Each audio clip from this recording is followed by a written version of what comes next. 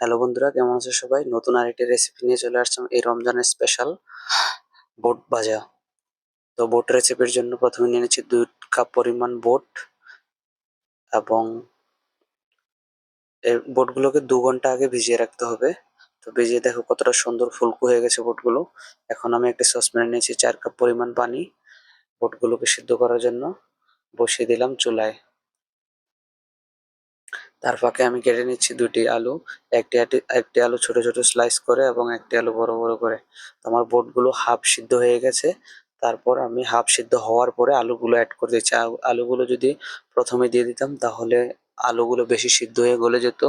তো তার জন্য বুটগুলো যখন হাফ সিদ্ধ হয়ে যাবে তারপর তোমরা আলুগুলো অ্যাড করবে তার সাথে, তাহলে ভালো রেজাল্ট পাবে। তা আমার বুটগুলো সিদ্ধ হতে হতে আমি কেটে নিচ্ছি একটি পেঁয়াজ, হাফ টমেটো এবং 4-5টি কাঁচামরিচ, 2টি তেজপাতা, 4-5টি এলাচ এবং লবণ, গোলমরিচ এবং ধনিয়া গুঁড়া, গরম মসলা, যে মসলা অ্যাড করার তা আমি অ্যাড করে নিচ্ছি, ঢেলে নিচ্ছি। তো তারপরে চলে আসলাম চুলায়, একটা প্যান বসিয়ে দিলাম। প্যান বসিয়ে পরিমাণ মতো তেল ঢেলে নিচ্ছি। সেটা সোয়াবিন বা সরিষার তেল, তোমরা যে কোনো একটা ইউজ করতে পারো। আমি ঢেলে নেওয়ার পরে তেলগুলো একটু গরম হওয়ার জন্য 1 মিনিট 2 মিনিট পর তার সাথে অ্যাড করে, যখন তেলটা গরম হয়ে গেছে তার সাথে অ্যাড করে দিচ্ছি পেঁয়াজ কুচি। পেঁয়াজ কুচিটা সুন্দরভাবে নেড়ে ব্রাউন কালার আসা পর্যন্ত তোমরা ওয়েট করবে। যখনই পেঁয়াজটা ব্রাউন কালার চলে আসবে, বেশি বেশি ভাজবে না, শুধু হালকা একটু ব্রাউন কালার হলেই তার সাথে অ্যাড করে দেবে তোমাদের যে প্রয়োজনীয় যেমন দেখো আমার পেঁয়াজটা সুন্দর মতো ব্রাউন কালার আসতেছে।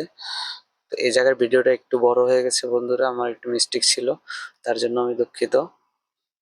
তো তোমরা এখন তার সাথে আমি অ্যাড করে দেবো, আমার পেঁয়াজটা দেখো মোটামুটি সুন্দর মতো একটু ব্রাউন কালার চলে আসছে হালকা। তো এখন আমি তার সাথে অ্যাড করে দেবো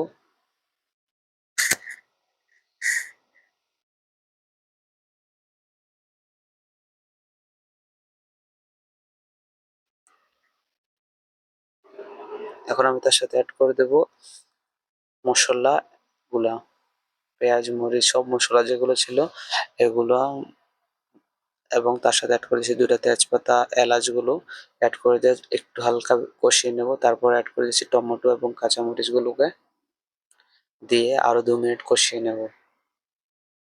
2 মিনিট কষানোর পর দেখো কত সুন্দর একটা কালার চলে আসছে। দেখো এখন আমার কষানো শেষ এবং আমার বুটগুলো যেগুলো সিদ্ধ করে রেখেছিলাম এগুলো আমি তার মাঝে ঢেলে দেব। ঢেলে দিয়ে সুন্দরভাবে নেড়ে দেব, মিক্স করে দেব। দেখো মিক্স করা হয়ে গেছে এবং কতটা সুন্দর লাগছে, একদম দোকানের কালারের মতো হয়ে যাচ্ছে। তো সুন্দরভাবে 2-3 মিনিট নেড়ে দেবে। নেড়ে পর দেখো আমি ঢেলে নিয়েছি বুটগুলোকে, কতটা সুন্দর হয়েছে, একদম দোকানের মতো সার্ভ হয়ে গেছে। তোমরা কোনটা খেতে চাও?